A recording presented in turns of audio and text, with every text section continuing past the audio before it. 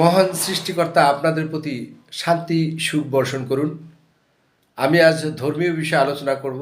যার ভালো লাগবে আলোচনাটি শুনবেন, যার ভালো না লাগবে তিনি স্কিপ করে চলে যাবেন।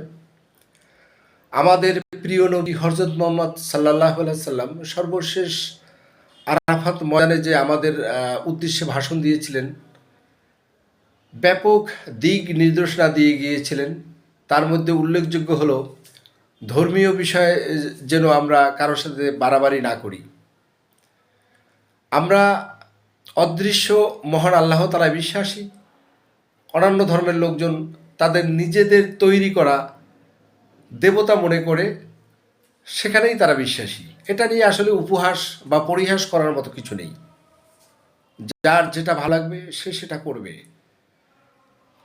পবিত্র আল কোরআন অনুযায়ী এই পৃথিবীতে প্রথম এসেছে ইসলাম ধর্ম, এবং ইসলাম ধর্মের ধারক বাহক হিসাবে বিভিন্ন সময় আল্লাহ তাআলা বিভিন্ন নবী রাসূল প্রেরণ করেছেন। সর্বশেষ হযরত মুহাম্মদ সাল্লাল্লাহু আলাইহি সাল্লামকে দিয়ে ইসলামের প্রাতিষ্ঠানিক রূপ দিয়েছেন।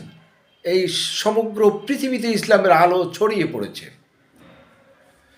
যদি আমি বলি এই ভারতীয় উপমহাদেশের কথা, এখানে আসলে কি ইসলাম বা মুসলিম ছিল?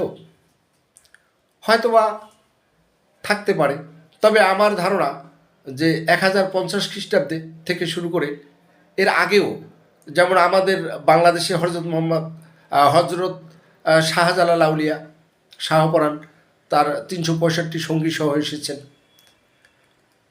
এখানে বিভিন্ন সময় বিভিন্ন পীর আউলিয়ারা মধ্যপ্রাচ্য থেকে এসে ইসলাম প্রচার করেছেন। তবে তারা কি শুধু তরবারি দেখিয়েই এই ইসলামের জয় এনেছেন? না, তাদের বিবেক বিবেচনা মানবিক সব কিছু মিলিয়ে তারা শ্রেষ্ঠত্ব প্রদর্শন করেছে। তৎকালীন সময়ে যারা বিভিন্ন ধর্মের কর্মী বা নেতারা ছিল তাদের থেকে তারা সেরা হয়েছিল। বিদায় মানুষ ঝাঁকে ঝাঁকে তাদের কাছে এসে পবিত্র কালেমা পড়ে ইসলাম ধর্ম গ্রহণ করেছেন। সেটা অব্যাহত আছে এখনও। প্রতিদিন লক্ষ লক্ষ মানুষ ইসলামের ছায়াতলে আসছে এই ইসলামের সৌন্দর্য দেখে। কিন্তু ইসলামে কিছু উগ্রবাদী সন্ত্রাসী আছে যারা ইসলামের ব্যাপক ক্ষতি করছেন। কেহ মহান আল্লাহ তাআলাকে গালি দিয়েছেন বা আমাদের দ্বীনের নবী হযরত মুহাম্মদ সাল্লাল্লাহু আলাইহি সাল্লামকে গালি দিয়েছেন। আচ্ছা, পৃথিবীতে যদি সব কিছু আল্লাহ তাআলাই সৃষ্টি করে থাকেন, যে গালি দিয়েছেন ওকেও তো আল্লাহ তাআলা সৃষ্টি করেছেন, ওর বিচার আল্লাহই করবেন। আপনি কে? আপনি কেন করতে যান? তিনি যদি এই পৃথিবীতে রেখে খাওয়িয়ে পড়িয়ে তারপর গালি শুনে তাকে এই পৃথিবীতে রাখতে পারেন, আপনার কি সমস্যা? আপনি ইসলামের ক্ষতি করছেন। এগুলো আপনারা দয়া করে করবেন না। আপনারা কোনো ধর্মকে ছোট করে কথা বলবেন না। যে যেভাবে পারুক সে ধর্ম পালন করুক, সমস্যা নেই।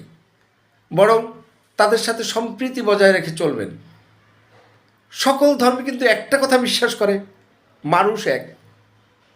আমি বিভিন্ন দেশে গিয়েছি, দেখেছি যে মানুষের কথা বলতে কোনো ভাষাও প্রয়োজন হয় না, আকার ইঙ্গিতে সবাই বুঝে নেয়।